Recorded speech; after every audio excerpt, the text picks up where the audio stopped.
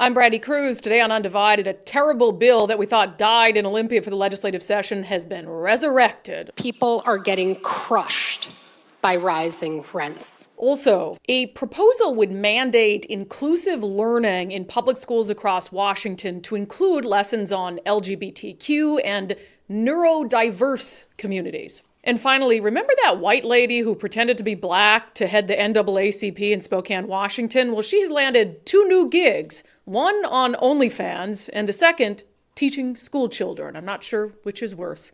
That and more coming up today on Undivided. Remember, you can support our show for just $5 a month by signing up at undividedpod.com.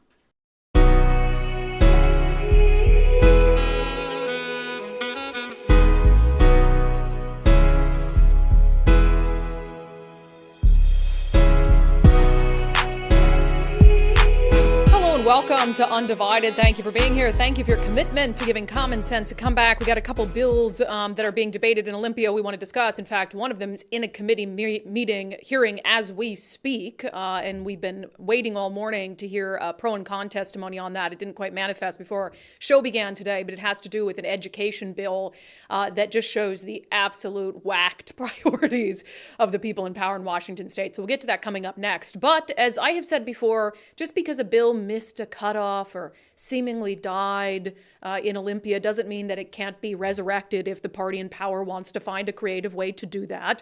One of those is the rent control bill. Democrats say it's not rent control, it's rent control. It is a bill that would control rent. It's rent control. You might recall that it failed in a Senate committee because one Democrat said she just could not make up her mind on it, essentially. And so the thought is that that bill died because if you don't have a clear path in the Senate, I mean, you can pass it up and down and left and right in the House. You could have a unanimous vote in the House, but if it's going to fail in the Senate, what's the point? Well, the House didn't care because yesterday it voted on this, and basically along party lines, the House passed the rent control bill. So a little details on it. This from the Olympian. Washington State House lawmakers vote to regulate rent increases. House Bill 2114 would limit rent increases to 7% for tenants in a 12-month period. Additionally, landlords would not be able to raise the rent within the first year of tenancy. And then a little indication as to why this found new life. It says a Senate version of the bill died in executive session after State Senator Annette Cleveland, a Democrat from Vancouver, voted against the measure. That vote prompted multiple organizations representing Black, Indigenous, and other people of color to send the lawmaker a scathing letter for voting against the interests of her constituents. So it sounds like Democrats were maybe guilted into trying to give this thing another go. In addition to limiting rent increases to 7% in any given year, it would also require longer notification periods before a rent increase. It would also cap certain late fees. So it's no surprise that there is a lot of controversy around this. I mean, we have seen what some of the protections for renters in Seattle and now Tacoma are doing, especially at a time when we're to believe that we're in an affordable housing crisis, and that if we weren't, we wouldn't have a homeless crisis, et cetera, et cetera. All these things are being done that make it so that there is less available affordable housing in Washington state. So they're saying one thing, but all their policies, all their actions are leading to a completely different result. And certainly if you pass rent control statewide, you really think that that's going to do anything to help with the availability of affordable housing? No, small landlords are going to sell that. They're going to sell it. With sellwithwest.com, obviously. So does that count as the commercial for today? So let's get to some of the pro and con arguments that were heard on the House floor. What was interesting is there's multiple cutoffs and deadlines throughout the legislative session. There was one coming up at 5 p.m. yesterday, and they jumped on this thing right before and started the floor debate before that deadline happened, which allowed it to continue. And so there was a lengthy floor debate on it. A couple amendments were heard. Representative Emily Alvarado, who's a Democrat, who also is the one who tried to water down the Holocaust education bill. So just to give you a sense of sort of the ideology there, this is her brainchild, and she testified in support of it. Across Washington, in rural and suburban and urban communities, people are getting crushed by rising rents. Rents are going up faster than wages. Seniors see rents going up faster than Social Security. Families are making impossible choices while paying more and more to landlords. A record number of Washingtonians is spending more than half of their income on rent. The data is clear. Excessive rent increases causes displacement, particularly of communities of color. Excessive rent increases is a driving factor in evictions that disproportionately hurts young children. Excessive rent increases is a driving force of homelessness, including the growing number of seniors who are forced onto our streets. Unreasonable rent increases threatens the fabric and well-being of our communities. The situation is dire, but the solution is clear. Create basic fairness for renters and manufactured homeowners in Washington. Prevent excessive rent increases. Make it possible so that when people pay their rent on time each month, they know how high the rent will go and they can plan and budget. I've heard from critics who say we shouldn't intervene in the private market. They say to wait for there to be enough housing supply sometime, someday, some year, but seniors cannot wait. Our children cannot wait for housing stability. Working people can't wait one more paycheck. They deserve fairness and predictability and stability in their housing costs now. Fairness, predictability, stability is what she says this is about. But obviously, there are people who say it does the exact opposite. Representative Andrew Barkis, who is obviously not only a state representative, a Republican, he's also a landlord, and he spoke out against the rent control proposal. Madam Speaker, I heard tonight two words: fairness and predictability. Madam Speaker, I can't help but think, are those only applicable to one side of the equation? Fairness and predictability? See, Madam Speaker, I believe they are. Madam Speaker, a couple days I'll celebrate 8 years in this institution. It's hard to believe. In the last 5 years, Madam Speaker, there have been 46 pieces of legislation introduced to this body dealing with tenant protections. 46. Of that, 15 were passed into law. Another 8 introduced this year. The policy in front of us tonight is the wrong policy for Washington State, I believe. We have other solutions, Madam Speaker. We had an off-ramp and an amendment, didn't take it. There were a lot of other amendments that were proposed, they went away. Collaboration is the key. That hasn't happened. We have a policy that is going to affect the marketplace. We can debate data, we can read studies, it's all over the place, Madam Speaker. True relief happens when we get relief immediately to the people who most need it. It's called a market, Madam Speaker. And you know, Madam Speaker, I know a little bit about it. I've been doing it for 30 years. I have housed thousands and thousands of people. I have seen markets when rents were high, markets when they were low. We've heard where we're at today. Madam Speaker, I'm afraid for what this policy is going to do to the marketplace in Washington State. I want to help those who need help today. The stories that we have heard, all of us have heard. I see it daily in my real job. We have other opportunities, Madam Speaker. Unfortunately, as you and I both know, we have not addressed those. We have not brought those forward. If it was a priority, we would, Madam Speaker. I believe there are other things that we can do. Fairness and predictability. You have 20 seconds remaining. Fairness and predictability. Remember, Madam Speaker, you cannot have a tenant without a housing provider. Please vote no on this, because if we don't and it moves forward, you won't have either. Yeah. So I'm obviously opposed to the rent control proposal. I've been opposed to a lot of the rent tenant protections that have passed in cities like Seattle. But let's just look at this practically speaking, okay? It's the argument of Representative Alvarado and other progressive Democrats that we have to do this. You have to do this, or else people are going to be forced out of their apartments, out of their homes that they're renting. They're going to fall into homelessness or whatever it is. So if you pass something like this and you say, let's cap the rent increases at 7% a year, what landlords are going to do, particularly landlords that don't have a ton of units, that aren't some sort of conglomerate, although I would imagine that the big landlords with the big buildings would do this as well, is they're looking for predictability as well. They don't know where the market is going to go to year. They can try to guess, etc., but they're a business, right? They are in it for a profit of some kind. If you're a small landlord and you only have one rental unit, I don't think that you're going to go through all of that work of owning that property and everything just to break even. I mean, I don't think they're making money hand over fist, but they're the ones who absorbed the investment. They're the ones who bought the property. They're the ones who are responsible for maintaining it, for taxes and all of these things.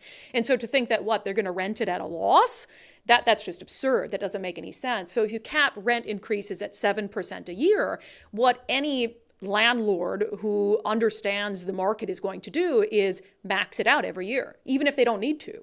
They are going to raise your rent 7% every single year, because what they're going to try to do is compensate for years where, hey, we need a larger increase and I can't do that.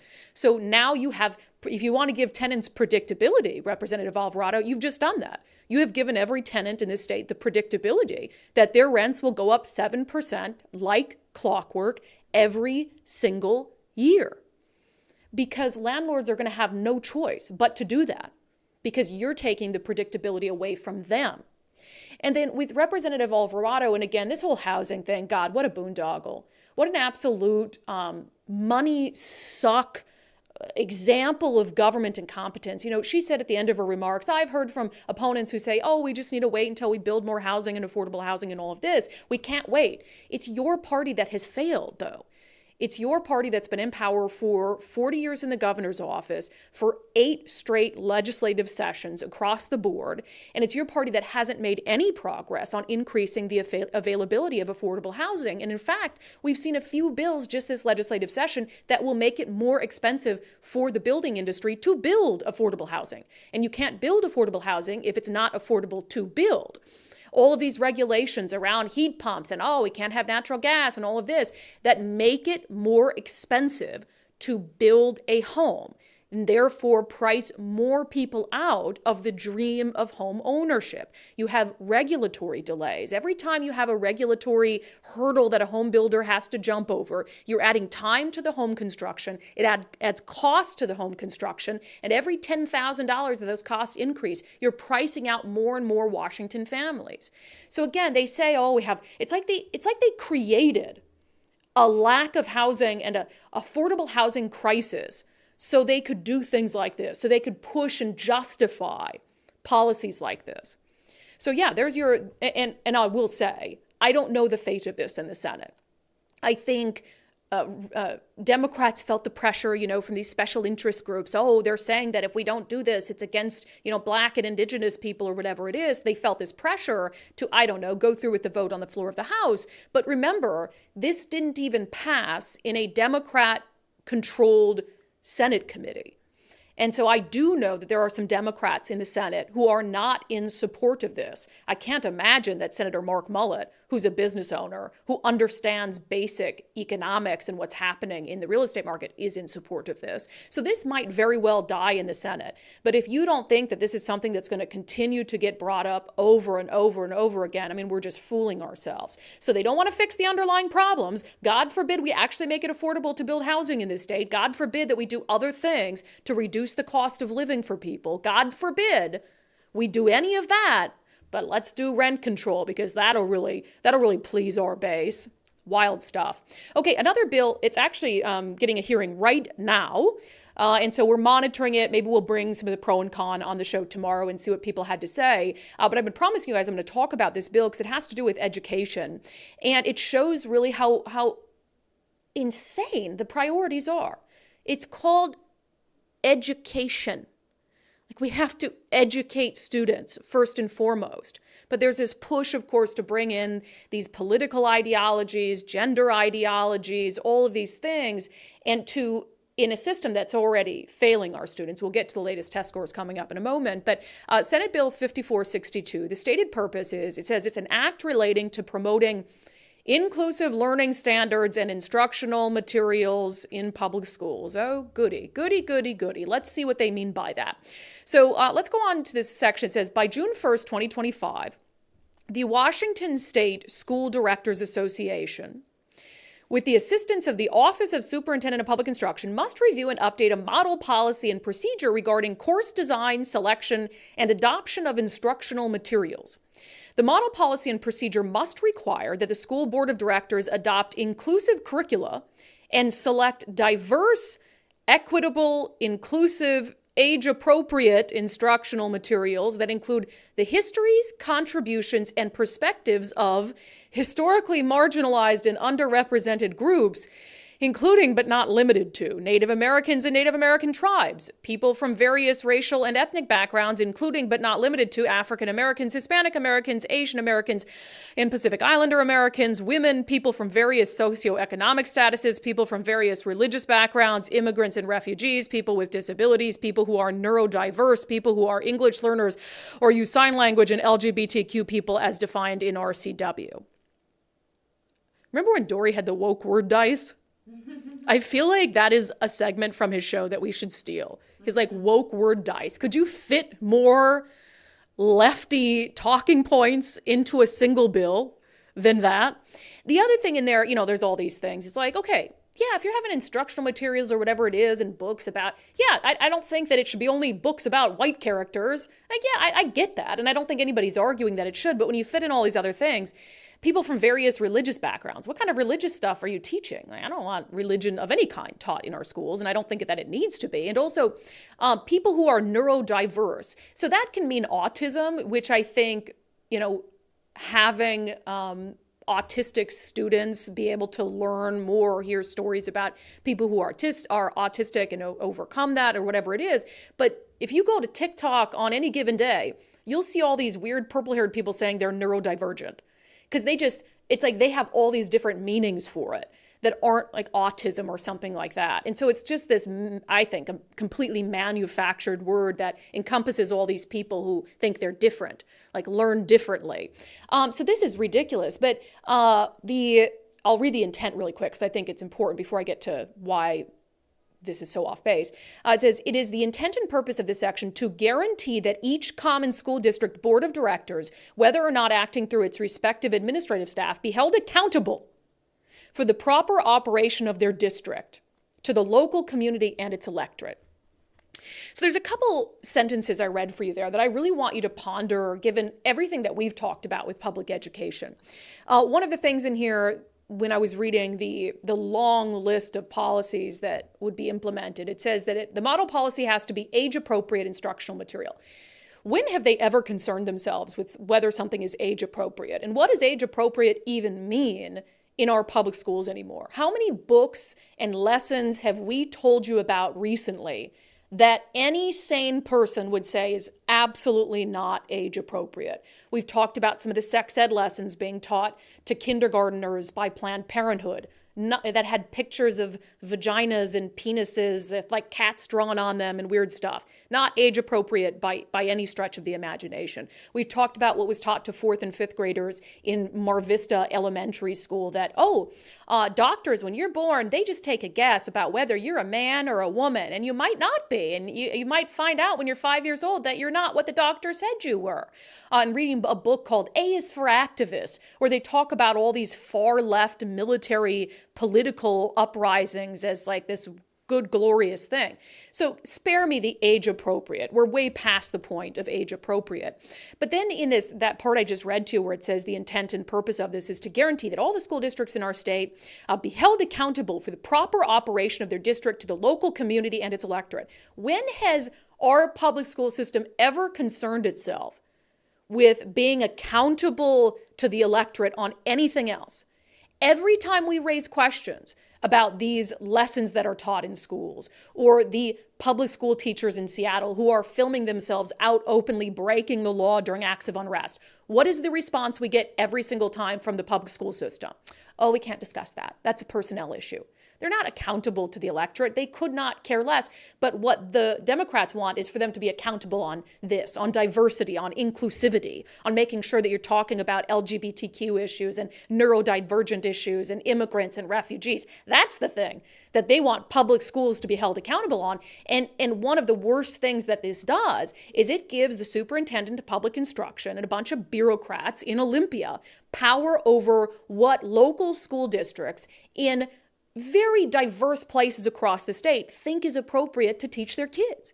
So this means that you could be a public school district in Eastern Washington in a rural area, and you are going to be accountable to the government bureaucrats in Olympia to be teaching LGBTQ issues about neurodiversity, immigrants and refugees and whatever it is, all the trigger words. So in Seattle, they're probably already doing this stuff. And this is the thing. This is really what I want to stress. In the progressive areas, because this is a progressive agenda, the progressive schools are already doing this. They don't need a state law to tell them to institute all these diverse and inclusive lessons. So what this law is about is forcing the other local school districts who have rejected those ideologies in schools and tried to focus on core learning and education and improving test scores. This is about making them do it too.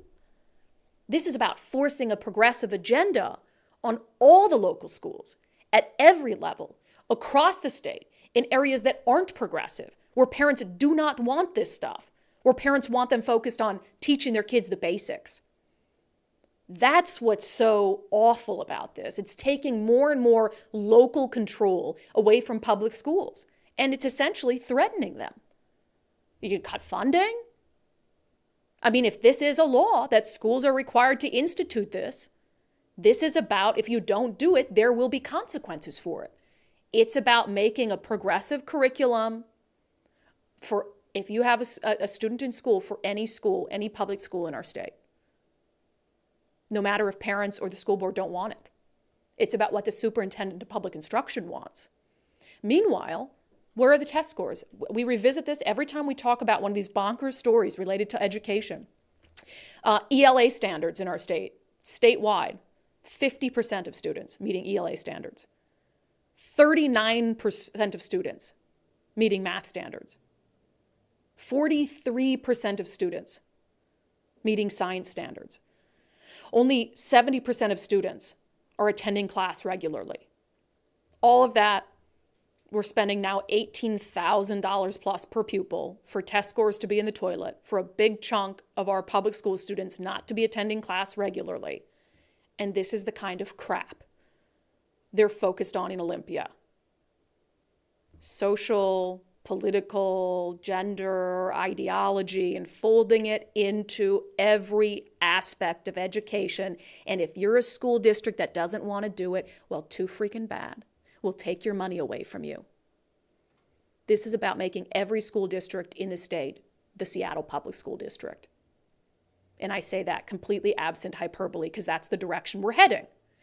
Unless we do something about it.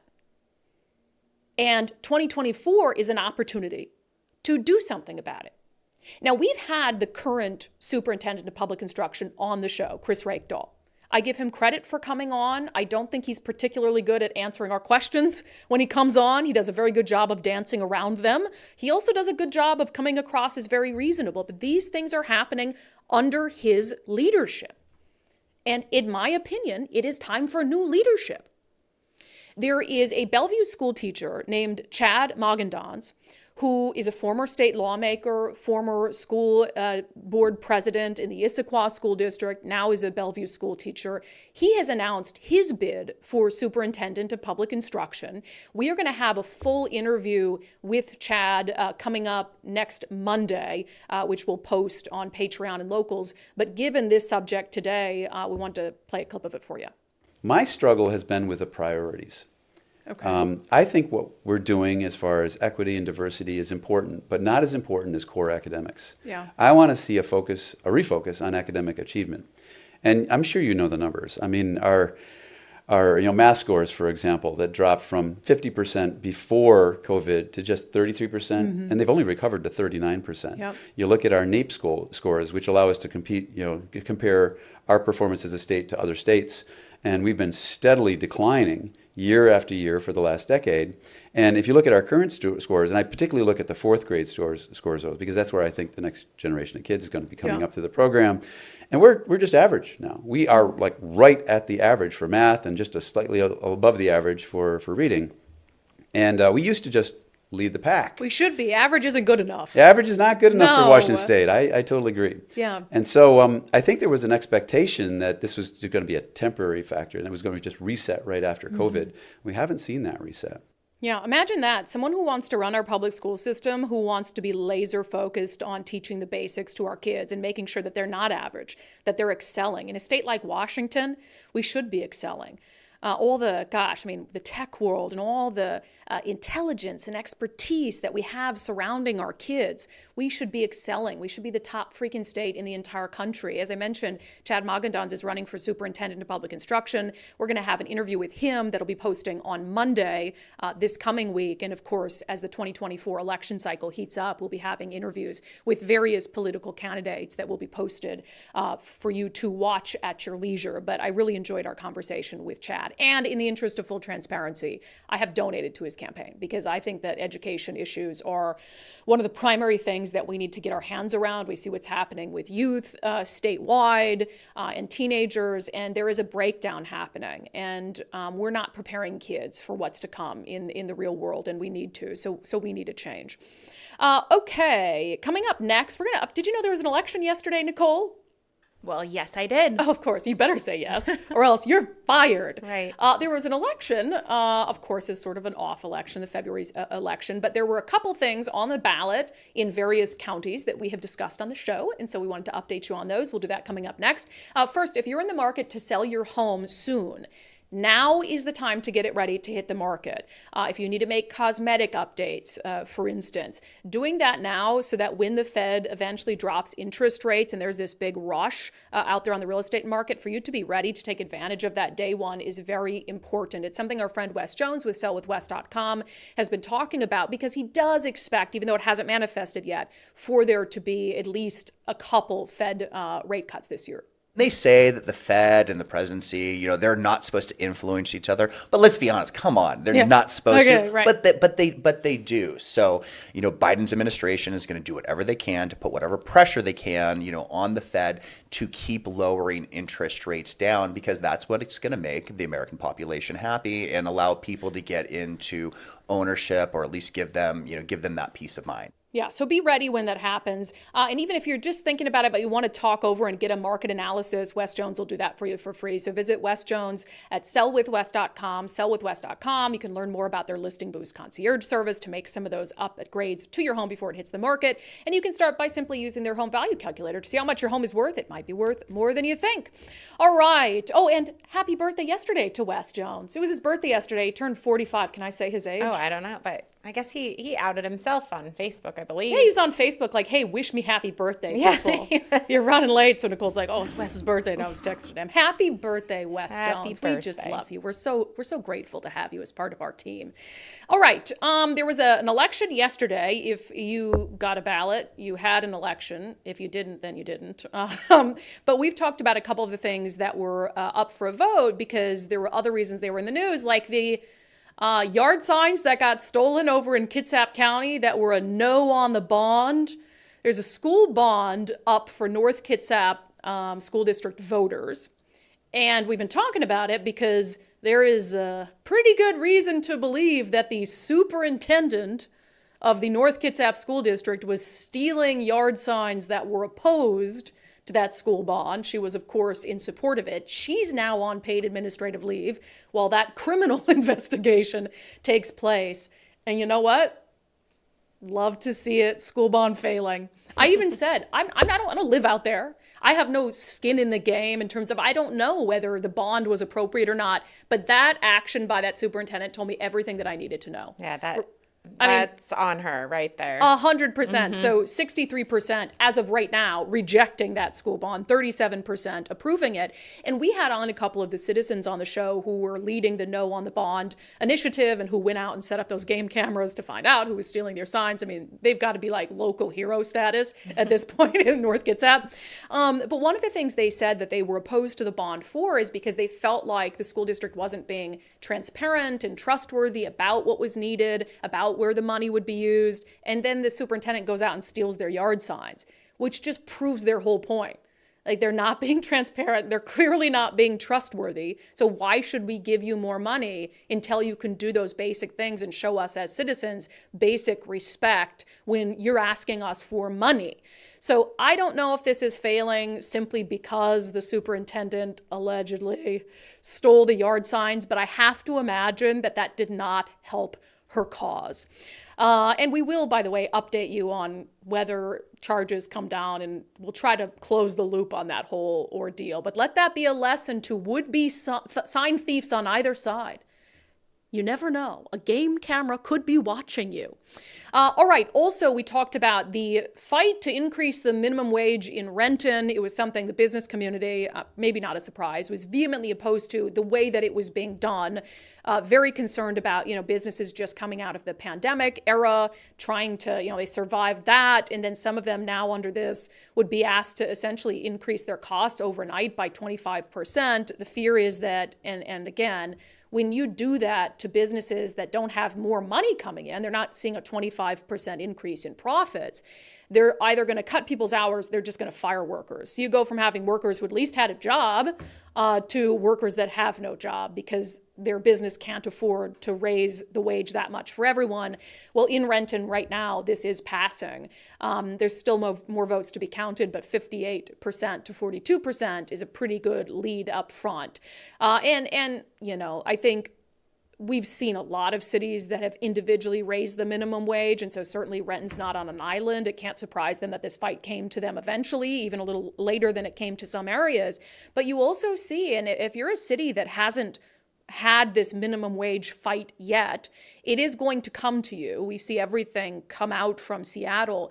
And you would be wise, I think, to read up on the tactics that this particular group uses everywhere where this fight has been successful. I mean, they vilify big business. They vilify people for their success. They talk about how, this is just going to hurt rich people and it's going to help the poor. It's the same dichotomy we hear on so many other things in Washington state. I mean, on the landlord rent control issue, you hear it there too. And they failed to be honest about the impacts that it actually can have on working class people, because people are going to lose their jobs over this. It's only a matter of time. So just wanted to update you on a couple things that happened. We cover every election here on unDivided. By the way, you know what I totally ignored? What's that? Happy Valentine's Day, Nicole. Oh, happy Valentine's Day. Happy Valentine's Day to all of you. Yes. My husband left me, I was thinking I was going to wake up to, 4 dozen roses or something. Nope, Not so much. I got something even better, actually. He left me a sweet little note right by my coffee machine because he knows that's the only place I will for sure see it. And said, "I love you." That's it. That's all I need from him. And we're going to walk the dogs after work today. That is really sweet. He's just a sweet guy. Although I feel bad, and I wonder if he's going to listen to this before he gets home, because I had a card for him. And I started filling it out, with some nice waxing poetic about my love for him. And then the dogs wanted in, and so I left it there, half filled out, like with the pen by the bread box. Oh, no. And so if he gets home before me, I got to race home, after we're done taping today. We have some interviews after the show, because I got to finish filling out the card, or else he's going to get home and it's going to say, "Dear husband, I love..." So I can do it. Anyway. But I do love my dear husband, and I love all of you. Happy Valentine's Day. Let us know your plans in the comments, and we'll read them coming up later in the show. All right, if you have not become, here it is. It's my best pitch ever. I'm just telling you to do things because it's good for you. I'm like the government, right? I'm just going to tell you to do it, but you can trust me. First Mark Insurance, I just continue to believe that this is such a no-brainer for every Washington family. You need insurance. You have to have it. Why not have a local company who you never have to pay deal with all your insurance needs for you? Call the companies, find you plans, check your plans every year to make sure they still are in line with what you need, that you're still getting the best price. And again, it costs you absolutely nothing. Mike and I did the First Mark Challenge back in, May, I think, of last year. And it took us a little time. You have to invest about an hour with them to go over your insurance needs, talk about maybe your budgetary needs. And then they go out and do all of it for you and come back. And we're just so happy to be members of the First Mark family. It's such a pleasant experience versus other insurance companies when we've worked directly with them. And Dave Taylor says it can be really time consuming, actually, and you know this, to shop for insurance on your own. So that's the other benefit here. You're not paying them and they're taking all of that off your plate for you. You want to know you're getting a competitive price. How else do you do that unless you're willing to yourself shop 10 different insurance companies to find out? Right? Do you trust your agent at one of these captive carriers? So get a competitive price, and the best way to do that is have a broker, again, like First Mark, shop the market for you. Yeah, and he mentions the captive carriers because you might have an insurance broker, but they're a captive carrier because they only have one product. They work for one company. And so are you getting the best price? Because they're only going to shop their own company and bring that back to you. So if you have someone like First Mark, who they have all these different carriers they can go to, they can see what's best for you, bring it back to you, tell you how much it's going to cost. Mike and I got better insurance for the same price. Our friend David Rose over at Fox texted me and said that they took the First Mark Challenge. They're saving hundreds of dollars a month. So take the First Mark Challenge today. FirstMarkInsurance.com, FirstMarkInsurance.com. The very best part is they work for you. All right. A Rachel Dolezal story, way overdue. So you remember the white lady who pretended to be black and was leading the NAACP in Spokane. And then it was revealed that she was actually just a white lady who identified as black, which, hey, I mean, you can identify as anything, so why can't you identify as black? Had changed her name, but then these pictures started surfacing of like her school pictures from like when she was a kid, and she's just white.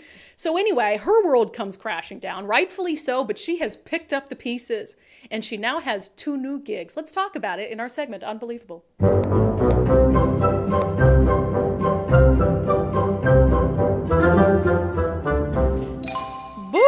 All right, little not safe for work warning before we show you this next picture. So Rachel Dolezal has not only changed her name and found a path forward after her embarrassment in Washington State. Her new name is Nkechi Diallo.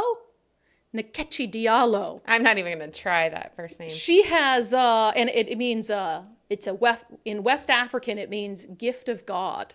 Catchy. Yeah. Nkechi Diallo, gift of God.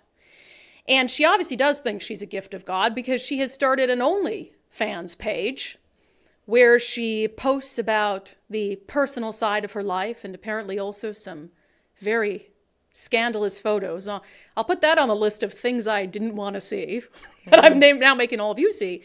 But I think even worse than that, she's now a teacher in the Catalina Foothills School District in Arizona. So she's a school teacher. Meanwhile, she runs a very public OnlyFans page. She links to it on her public Facebook profile. So let's just say none of her other background was there. Like she didn't have the baggage from the NAACP situation pretending to be black.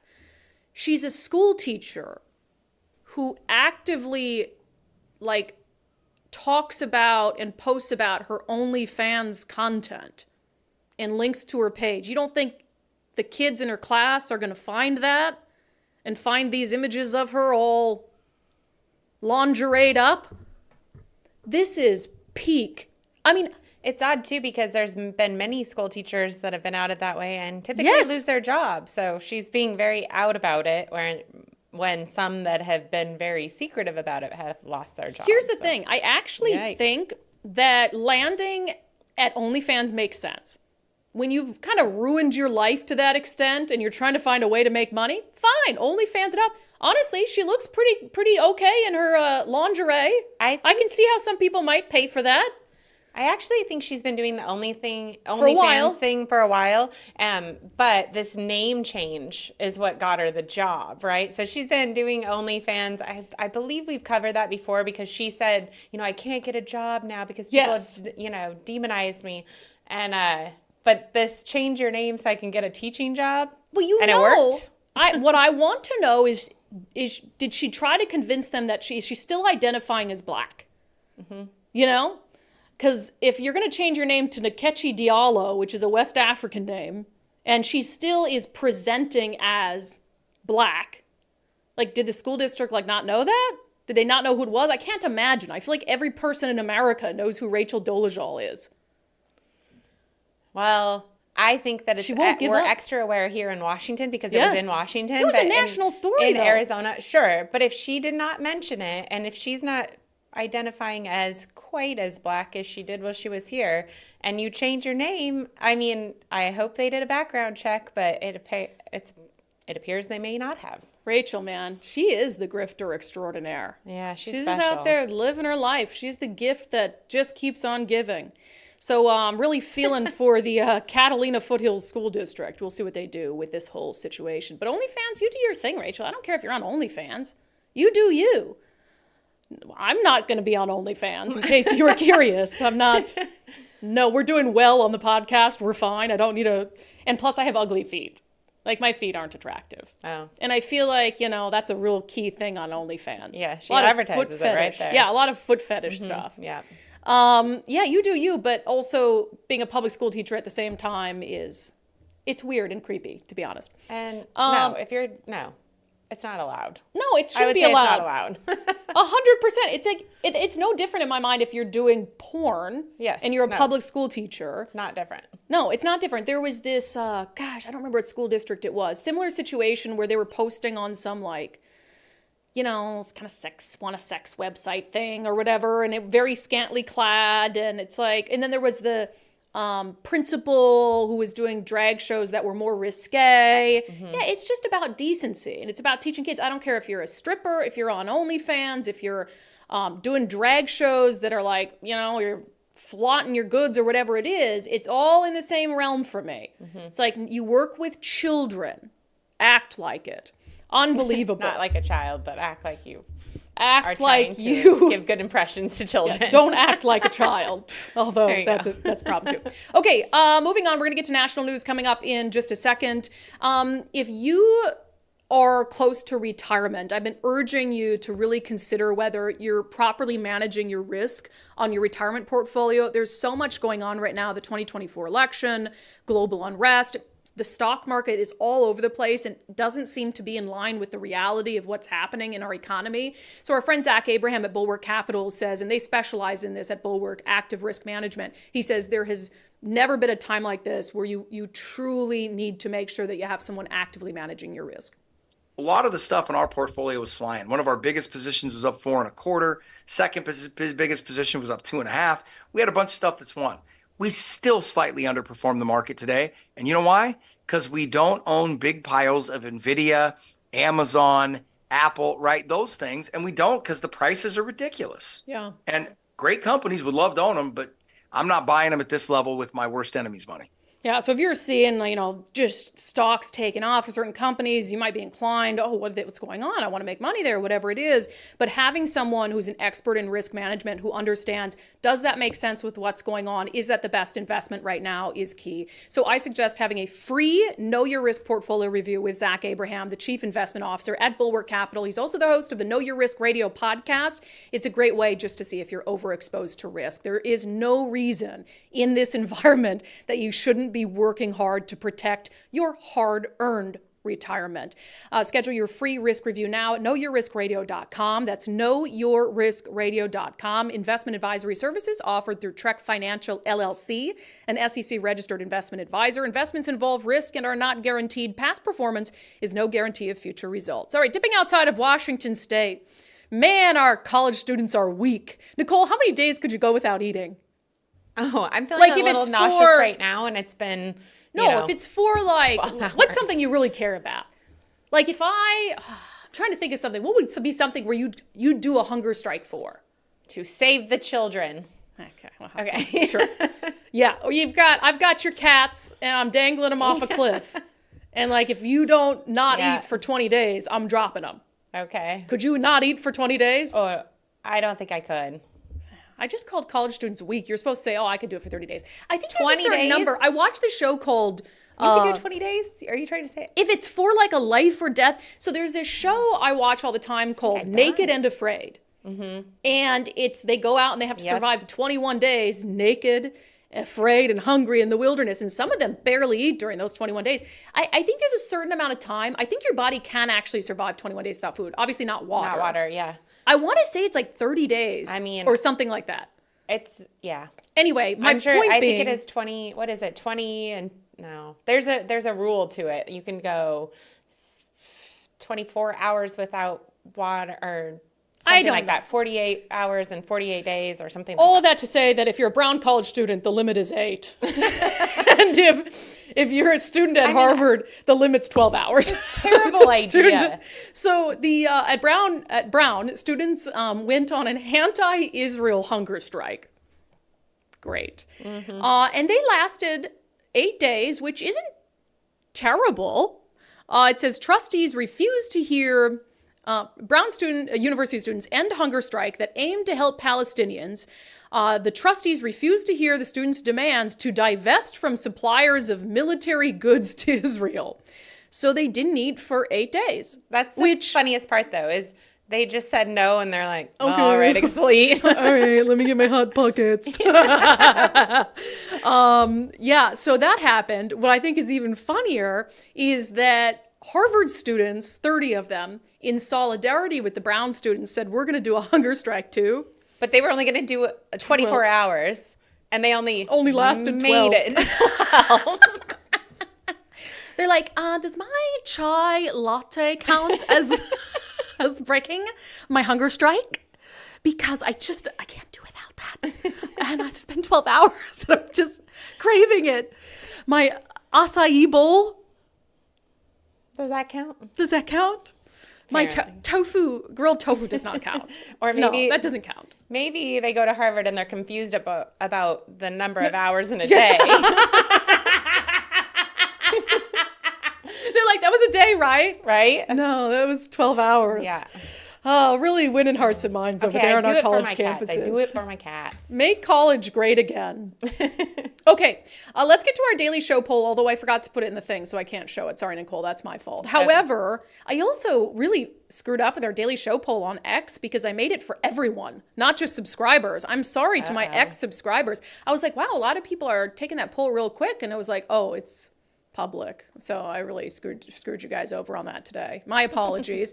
But I wanted to ask you, and part of it's because we have a couple interviews coming up of 2024 candidates that I think are things that are undercovered. We have a candidate coming up for the state Supreme Court who we did an interview with, also the superintendent of public instruction.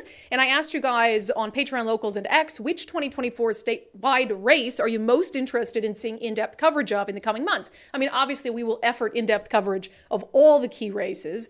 And I asked you governor, attorney general, U.S. Senate, or superintendent of public instruction. A lot of you said you want more in-depth coverage of the governor's race. That's not a particular surprise. U.S. Senate, only 1%. People not so interested in the U.S. Senate race, and then 5% the superintendent of public instruction. I do think people need to be more interested in superintendent of public instruction. So much of the stories that we've done on the real cuckoo for Cocoa Puff stuff is coming in, obviously from the school districts, and that is a top-down issue. But so many of these other societal issues, I think, could be improved if we get kids back to not only the basics of education, but, punishing them when they do stuff wrong at school and not teaching them that everyone should be able to pass a test or whatever it is. So there's some societal issues that can be made better through quality education. So that's one of the races I'm laser focused on. Let's read some of your comments. Carol says, it depends on which media outlet is doing the coverage. Good point. I meant us, but I have no interest in a Dem love fest. Would love to see impartial reporting of all races, but that's not going to happen from the mainstream media. Hence my undivided subscription. And look, am I unbiased? No. I've endorsed Dave Reichert. I have some preferred candidates in the other races as well. I donated to Chad Magendon's campaign. He's just a nice guy, too. He had, when he was in the state legislature, he represented my district. His signs were the best. They were these little white signs, and it had a cartoon version of him and given a thumbs up. I was like, well, isn't that a pleasant sign? And every once in a while, I would defend his honor by upping downed signs, because he'd be on the ground, you know, with his thumbs up, and I'd be like, oh, I gotta help save Chad, and I'd stick him back in the ground. Y says all of it, but voted for public instruction because I don't think there will be any other outlet that will focus on it without bias. Thank you, Y. Christy says we need a good governor for a change of pace. Yes, I do agree. And one of the things I'm going to become more and more forceful on is helping people understand, even if you do support a Republican governor candidate, what they can and cannot do if they win. A Republican governor, we are not going to have some situation coming out of 2024 where Republicans control the House, Senate, and the governor's office. It's not going to happen. Democrats have too strong of majorities in the House and the Senate. You can't undo that in one cycle. So if there are Republican victories, the most likely scenario is Democrats continue to control the legislature, and there's a Republican in the governor's office. But even then, Democrats will do everything they can do to make that governor look incompetent, because if they lose the governor's office, they're going to just block any sort of progress to make it look like, see, you need a Democrat. You have to have one.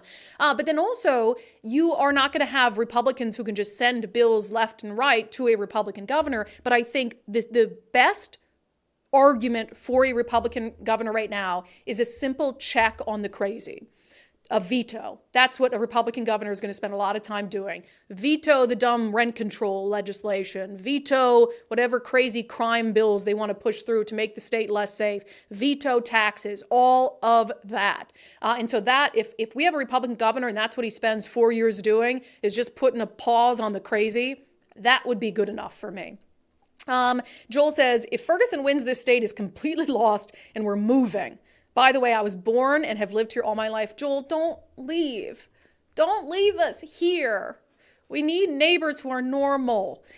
Okay, let me get to questions and comments on other things. On rent control, Old Sub Sailor with a $10 super chat. Rents are rising because of inflation. If the feds would get a handle on inflation, rents wouldn't be rising. Rent control is the wrong answer. Yeah, inflation also plays a huge part in it. But all these factors that have increased rents, that have decreased the availability of affordable housing, I tie to Democrats. There are specific policy decisions that they have made that have contributed to this. And instead of taking a hard look at all of that, they want to do what they think is politically popular with their base and the housing for all crowd, and housing is a human right. And they want to make it incredibly difficult to be a landlord in the state of Washington, which is going to make things worse. Shelly says, oh my God, sounds like a booze in the coffee kind of day. Oh, she said that at the beginning. Yeah, it's a booze in the coffee kind of day. Lots of crazy stuff going on. Tina Davenport, most politicians have never owned or ran a business, and lots of politicians have never had a regular job, thus have no idea how to regulate an industry without causing harm.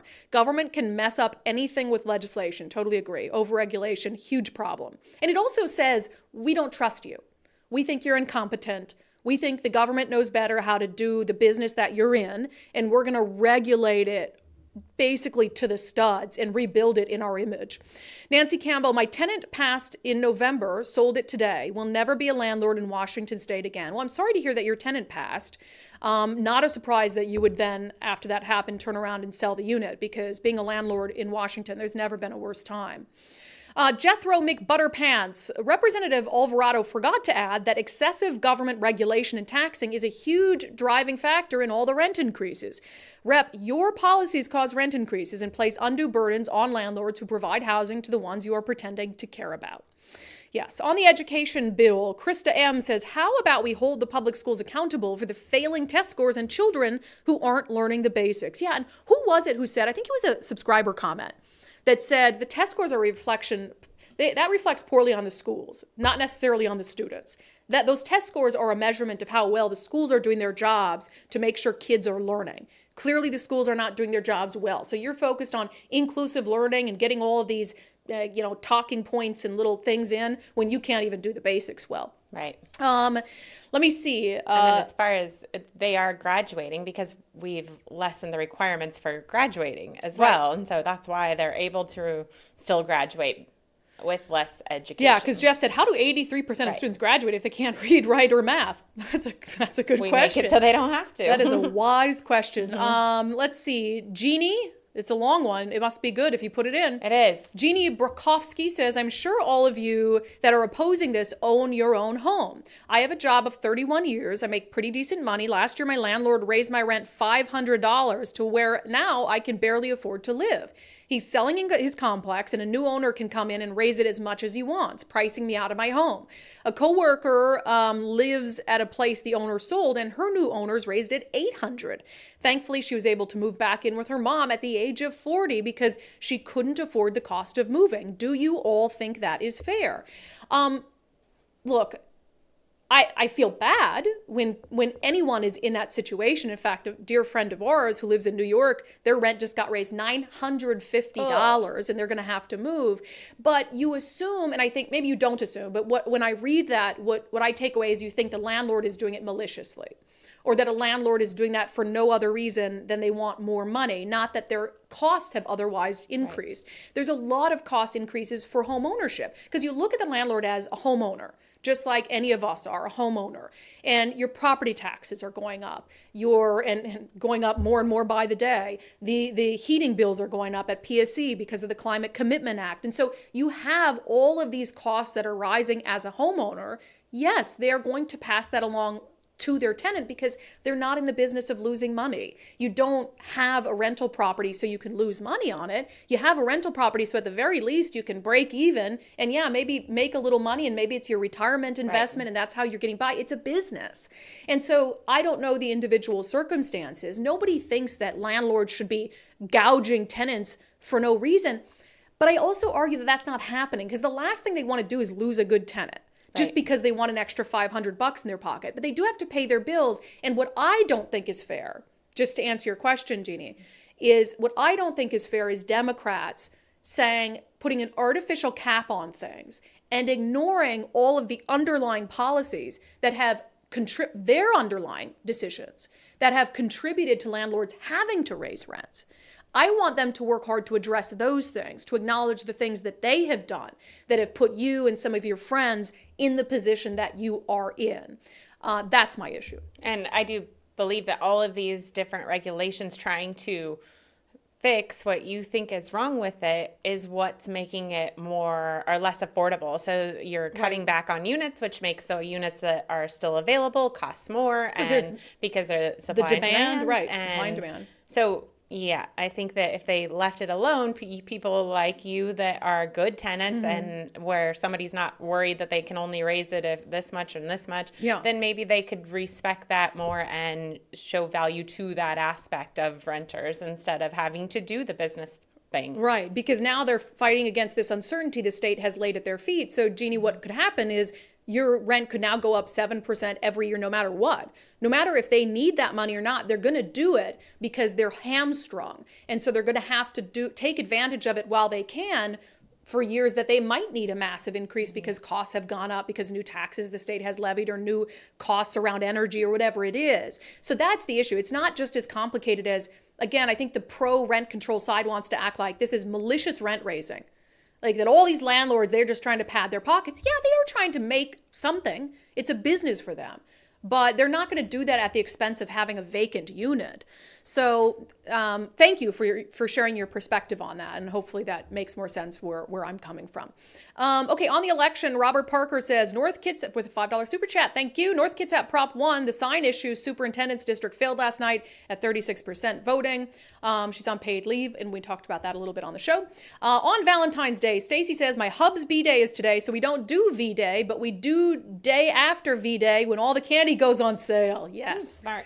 Really hard for me to walk through like a Bartell. I know. And it's like, oh, that box of chocolates is 50% off. However, I'm not going to eat a full box of chocolates because I'm just really focused on my health and wellness journey. We had a little adventure the other day where we had some extra sugar. Yes. And we were both a little in shock from it. All right, a couple more. Janelle Villegas' 25th wedding anniversary today. Oh, happy wedding anniversary. That is awesome. And Average Joe says plans are to relax at home alone. It is what it is. Nicole's like, same. Feel ya. There you go. All right, on fasting. What is, okay, because we talked about, Lieutenant Dan says, I fasted for about a week. It is not easy, but have seen people go a month without food. Yeah, I think you can, especially if you've got a lot of extra cushion that you can tap into, fat stores. I'd probably make it more than 20 days then. No, Matt Gilbert says, Harvard just learned about intermittent fasting. Literally. That's so funny because I fast more than 12 hours a day every day, just at night. Because I don't eat after dinner, I don't eat breakfast. So after dinner, I don't eat until lunch. So Harvard did what I do every single day. You could have slept a little longer and fasted for that long. Real commitment to the cause. All right, good questions and comments per the usual. Thank you, Nicole. Let's get to our... By the way, do you want the answer to the fasting thing? Oh, yeah. So estimates indicate that starving people become weak in 30 to 50 days and die within 43 to 70. You can go 70 days. That's sad. Yeah, that's sad. Don't do that, obviously. But I want to be on that show Naked and Afraid. I just don't want to have to be naked. Oh, yeah, I know. And I don't want to go a place where there's spiders. And I don't want to have to shoot things and eat them. Yeah, and I don't want to start my own fire, and I don't want to look for warmth. And I don't want to do the show. I don't want to do it. Okay. All right. The CDC dropping its 5-day quarantine rule. Let's talk about it in our closing sanity check. Well, the CDC doing what it should have done 4 years ago. According to Washington Post, CDC plans to drop the 5-day COVID isolation guideline. The CDC plans to recommend that people who test positive for the coronavirus use clinical symptoms to determine when to end isolation. Under the new approach, people would no longer need to stay home if they have been fever-free for at least 24 hours without the aid of medication, and their symptoms are mild and improving, according to 3 agency officials who spoke on the condition of anonymity to share internal discussions. I love how the CDC is so controversial that it has to leak this information anonymously to the Washington Post so they can talk about a change in quarantine guidelines for something that is now no more dangerous than the common cold. You mean when you're sick and you're done being sick, you can go out again? You can leave your house? Interesting. Yeah, look, I don't know. Fine. I'm not even mad about it anymore. I'm so past being mad that I'm indifferent about what the CDC wants to do and tell us to do with COVID-19. I do think, though, that if you ever want the public to believe you on anything in the future, because I do think that we're going to have more dangerous pandemics in the future in this world, if you want to restore even an ounce of credibility, every time that you make a change like this, you have to simultaneously, publicly, reevaluate how you operated in the past, why you came to the conclusion you did, why you were wrong in the past. And then we can move forward, learn from our mistakes, do things the right way, and you can maybe, hopefully, slowly start to rebuild credibility with the public at large. That has been your sanity check for today, and that has been today's episode of Undivided. Thank you so much for being here. Thank you for your commitment to giving common sense a comeback. Remember, in this critical election year, you can help support our coverage for just $5 a month at undividedpod.com, undividedpod.com. You can also join a growing community of people who think critically and independently and want to talk amongst fellow sane individuals on Patreon and Locals and X. So sign up today, undividedpod.com. We'll see you back on the live show tomorrow at noon.